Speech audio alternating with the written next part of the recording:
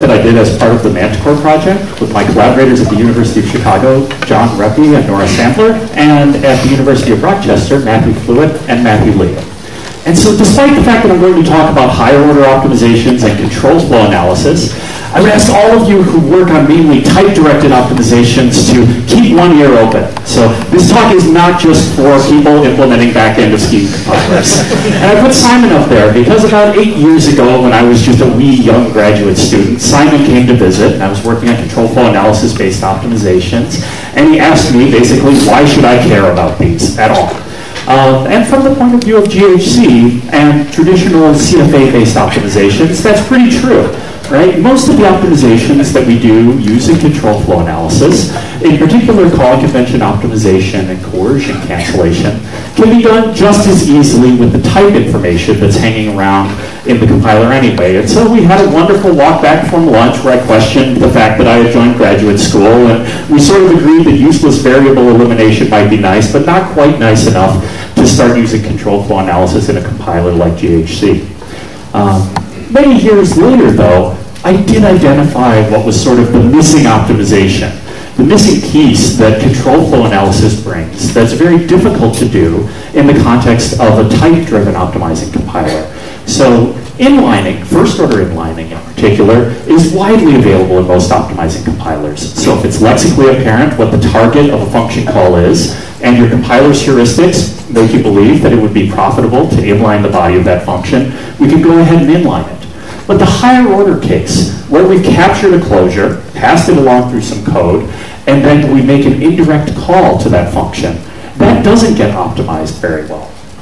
And the reason that I think this is an important problem is because if you go and in practice look at benchmark programs from programming languages that have higher order functions, you will find a distinct lack of higher order functions. In fact, programs like this one from the OCaml compiler's benchmark suite on the programming languages shootout for the n-body problem kind of resembles C code. And most of the high-performance programs that you'll find really just resemble C code, with the exception of some of the wonderful GHC work that's been done on optimizing combinators. But what you won't find are closures, and you particularly won't find them in inner loops because it's so hard to inline them away. And so the reason that we don't use them today is that finding out when it's okay to perform higher order inlining is still a pretty hard problem. The first part is straightforward. We've worked on control flow analysis for a very long time, and so we understand what some of the precision performance trade-offs are, and it's pretty easy to determine, given an indirect jump, what is the target function of that jump. But the second part of the problem has sort of remained open since Olin talked about it in his dissertation in the early 90s. The question of how you determine whether at that call site the three variables of the function that were captured in the closure are the same at that call site as they were at the original time that you captured it.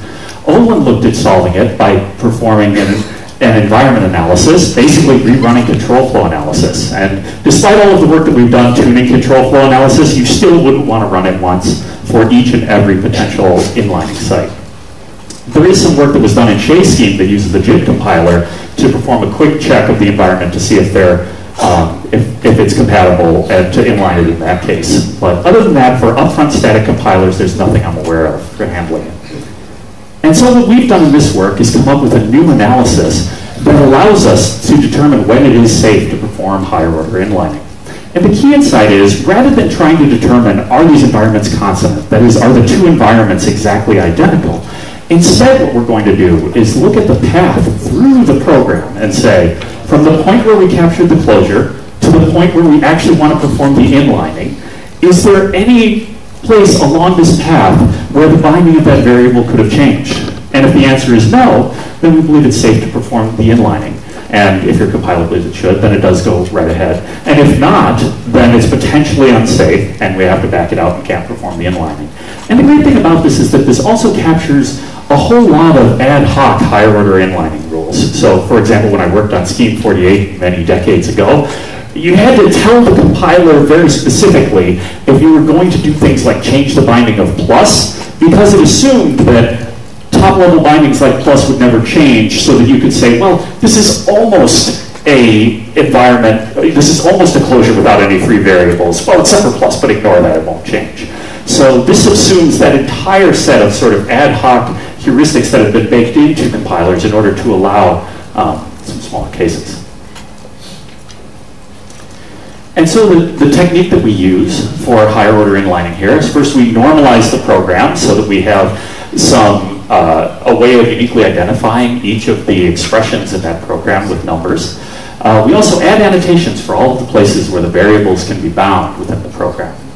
Build up the static control flow graph just using the apparent lexical information, and then extend it with the results of control flow analysis to fill in all of the edges through the higher order function calls. And then what we've done is turn that query that I mentioned earlier into a path search within a graph. So we're now asking, if we look at the nodes if the nodes correspond to program points, then we're just asking between the program point corresponding to the closure capture location and the program point that corresponds to the potential inlining site, are there any of those places where the variable may have been rebound? Are there any paths that go through them to the end one? And so I'll walk through two quick examples here. The first one is a safe example that should be familiar to anyone who's written sort of a CPS-style compiler. So you've got an iterative version of factorial here, and we're passing in sort of the halt continuation. And naively you say, okay, well, we're just sort of passing this continuation along, or this closure along, and we sort of know that H is going to be called here, and we'd like to be able to go ahead and just inline the call directly so that we can remove the creation of the closure, potentially remove the variable using useless variable elimination, and maybe reduce some register pressure on the program. And it should be pretty obvious, this is, with reasonable assumptions about H, this is safe. This is, within the body of this program, H is not going to be modified. And indeed, in our analysis, we show that it's safe. So we go ahead, first, yes, please go ahead. Can you just clarify what you mean by modified? Because these aren't mutable, right? Yeah, these are not mutable bindings. That's correct. So it hasn't been rebound. So we haven't re-entered, like H wasn't a local variable, and we haven't re-entered a scope where H could have a different binding. So I'll show you the unsafe example, and hopefully it'll be a little bit clearer. The question was, sorry, since it wasn't at the podium, the question was, what did I mean by mutable? These are immutable bindings, right? And I said, yes, they are. So, as I mentioned, we go ahead and normalize all of the programs and then number them. So now we've got a question of, does there exist a path from the place where the closure was captured, which is line 13, shown in red, to line 6, which is the potential inlining location, through any of the potential rebindings of H. And so if we go ahead and create the graph, the solid arrows in the graph correspond to the lexically apparent control flow edges, just the static control flow graph. The dotted arrows correspond to the edges that were added by control flow analysis. And the boxes, which I won't go into in this talk, are the strongly connected components, which I discuss in the paper we use to speed up some of the analysis checks. As you can see from just sort of looking at the graph, there's no path from 13 to 6 that goes through one of these rebinding sites, and so it's safe to perform the inlining, as sort of our intuition would suggest.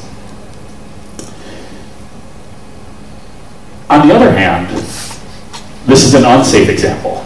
It's significantly more complicated.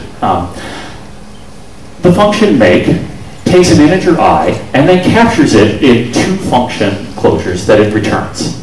So it's returning G, which is a simple function that just adds whatever I was bound to. And F is a little bit more complicated. It's going to call the function that it's provided and then perform some simple math along with its integer argument, and again, that captured variable I. So we're going to call make twice, once with 1 and once with 2, in order to get two sets of these closures. So we have a first pair that has F and G where I are bound to 1, and a second pair with F and G where I is bound to 2. And so the interesting part is sort of in this result line, right? We're calling the first version of F where I is bound to 1, with the second version of G where I is bound to 2. And so we sort of walk through the program. We're going to call F passing in 3 for k, so we go ahead and add 3 to 1 because I was bound to 1 in this version of f, and then pass that 3 off to the version of g where I is bound to 2, resulting in 5. And that's all fine, but from sort of a control flow analysis and an inlining perspective, we'll notice that h is always jumping to g. So the target is always g. And the natural question is, can we go ahead and just inline g there? I is clearly still in scope. So what would happen if we went ahead and inlined it? If this is making you feel a little queasy, it's not the snacks. It definitely does not work. It is not unsafe. It is not safe. Because now when we go ahead and execute the program, we're just ignoring that closure G where I was bound to 2. That's just been thrown away. And now we only have a version of F where I is bound to 1. And so indeed, if we hop into SMLNJ and pop those 2 versions of the program in, the first one, as we walk through, will result in 5, but the second one will only get us 4 back. And the reason, again, is that now when we're performing that inline version, I is set to 1 for both of those calls. So we multiply 3 by 1 and then just add 1 instead of adding 2. So this is definitely unsafe. And if you want to go through that example in more detail, it's in the same exact one is in the paper, so we don't need to belabor it anymore here. But I will show how we construct the graph and show that this is unsafe. So we go ahead and normalize it, and then we number all of the places where the variable can be rebound. And the interesting thing here is that there are 2 places where I can be rebound, either at line 6 or line 11. So we're now asking between 5, where we capture G, and its potential inlining point, 14, are there any paths that pass through one of these rebindings? And so this graph, of course, is substantially more complicated. It has a lot more going on in it. But indeed, it does. I'll save you the effort of trying to squint at the PDF embedded in Keynote. Indeed, the cyan colors pass from 5 through 14 and intersect with a rebinding of the variable I at node 11 there. So that means that this is potentially unsafe, and so we avoid performing the optimization. Now, I will admit there are some limitations. This is not... There are some cases, for example, recursive functions. We will erroneously claim that they may modify the bindings. So because we end up with additional loops, we end up with a larger, strongly connected component there, and we can't detect some of the stuff. So Olam's work on reflow analysis is strictly stronger and better than this. It will respond that optimizations are potentially safe to more cases than we will. Of course, I'm trying to sell you a new analysis, so I should probably get into what it costs. Manticore is a whole program compiler, and roughly the analysis cost is a little under 3% for us. So related, it's about 4 to 5 times as long as it takes for us to perform the control flow analysis itself. So a couple of tenths of a second compared to spending 3 to 5 seconds on GCC. It's really a small part of the overall compilation process. So we have this on by default in Manticore now. And so I hope that this has convinced you that maybe we could start using closures and benchmarks again and start making them look a little bit more like idiomatic functional programs. There are still a lot of interesting questions that remain from this work. So one of the biggest ones is for first order inlining. We have a lot of metrics that we've come up with, and ideas, code growth metrics, use metrics for when we do want to perform the inlining or not. This work only addresses whether it's safe or not. So one problem may be that when you perform the inlining, you can extend the live range of a variable beyond where it used to be if the closure capture location was much earlier in the program than the potential inlining site. And so the question is, when do you want to do that? When is that a good trade-off? We don't have good metrics for that right now. We also spent some time looking at correctness proofs, but we don't have anything beautiful to show and law-teched up for you in the document today. And so I wanted to say thanks to all of the co-authors and many reviewers and collaborators as we've sort of worked on this over the last 7 years, and open it up to some questions. Thanks.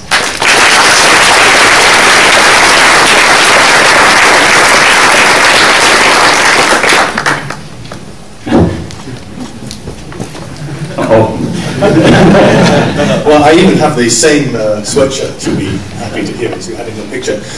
So I'm Simon Peyton-Jones. You showed in your second last slide how expensive it was to, or how inexpensive it was to perform the analysis, but what you didn't show us what the payoff is. Right? So we're going to run faster. So here's my hypothesis that this is going to work well when you've got a lambda-bound variable that with a functional value, but which every call site binds that lambda-bound variable to the very same function. Right? And moreover, no more, but how often does that happen? Because mostly, when I lambda abstract over a function, it's precisely because I want to call that function at many different functional continuations. So my hypothesis is that this is the time this is really going to work is when you're going to do specialization, like you're going to make a clone of the function for a call site, and that's just called inlining the host function. So I'm wondering whether there are times when you get a real performance boost that ordinary old first-order inlining would not get you. The place where we've seen the big boost is when we've looked at things like the transducers work that Shivers did a while back, which is a whole bunch of, like you said, is creating a whole bunch of functions over and over again that do call one another, and we're able to inline all of those in ways that I'm not sure good old first order inlining would work for. Good. So we should look. But that would be a really good bit to add to your knowledge. Oh, it's in the paper. The transducer example is in the paper. The reason that I didn't show any benchmarks here is because if you run the analysis on the benchmark suite, one of the first things you do is remove all of the closures. So all you really get is timing information out for the Manticore benchmarks because we removed closures long ago from core inner loops.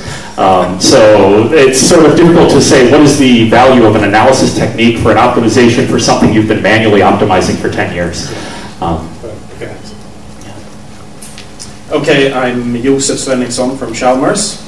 And so this looks really cool, and suppose that I would like to use this in writing sort of, more modular, high-performance code. My question is, would it be transparent for me to understand when the inlining happens and when the optimization kicks in? Would I be able to look at my program and see this will be efficient or not? If you're the compiler writer, yes. That definitely is one of the largest weaknesses in ControlFlow Analysis-based optimizations. Adding a second call site, particularly, or an nth call site when you've decided to limit the precision by limiting the size of the lattice to a width of 6 or something, is a place where you can run into bad corner cases. And so I don't have a good answer for that other than that we should provide good diagnostic techniques for understanding when it's not happening. But despite the fact that my arms aren't moving, I am waving my hands a little. You are totally correct. Thank you. Okay, hello, I'm Neil Krishnaswamy from the University of Birmingham. So when I write functional programs and have a lambda pass a closure somewhere, it's often to things like map and fold. And map and fold are functions I call in many different places in the program. And it seems like ControlFlow Analysis would say, well, there's 15 different functions that could be the functional argument to map. Is there anything you can do to get inlining to work anyway? Well, there are a few things in the cases of map and fold. Number one is in a compiler like Milton that's monomorphized, that does sort of limit a lot of the cases, at least as we've seen them, for how many call sites, because you tend to call them at different types. The other is map and fold tend to be special cased in your compiler to be inlined anyway, and so you're not really asking about whether you want to inline the function inside of map or fold. You're sort of asking, did you already expand map and fold, and now what can we do with the closure? And at that point, it's the one place where you were calling map, and so we do know what the call site is in that case. But that is relying on, particularly in a separate compilation scheme, that your compiler is smart enough to inline map and inline fold and all of these other small functions. But you're right that, like the questioner asked before, ControlFlow Analysis is confounded when a call site is pointing at multiple targets. Tim Chevalier, Heroku. You mentioned wanting to do a correctness proof, and I assume you mean semantic preservation, but I'm wondering if it's even imaginable to do a proof about the inlining not making the program's performance worse, or even maybe guaranteeing that it makes it better according to some metric? Is that just too out there? I would encourage you to listen to the next talk, which covers how to reason about whether you're. But to answer your question, I do think that's a very difficult question, even for the case of first order inlining. You're sort of relying on, when you perform first order inlining, you're sort of hoping that it's going to open up a ton of optimization opportunities that are later in your compiler pipeline. And so you can't really, if you reason about it in isolation, you say like, oh, well, all I did was blow out my code cache size. We'll take one more. Do you want to get set up? Andrew Kennedy from Microsoft Research. So I'm wondering about the relationship with the kind of analysis they do in Milton, where they defunctionalize code, but they do it using a ControlFlow analysis. Does this complement that, or is it an alternative, or what's the relationship? It's not clear to me how to integrate this with Milton's current set of optimizations. That's something I'd like to look into. We're transitioning the Mantor compiler to use the Milton front end, and so looking at how, in particular in the case of defunctionalization, since in Manticore we spend so much time doing control-flow analysis-based optimizations for our calling conventions in particular, seeing which one is better versus than defunctionalization or CFA style is a very interesting question. Thanks. Let's thank you again.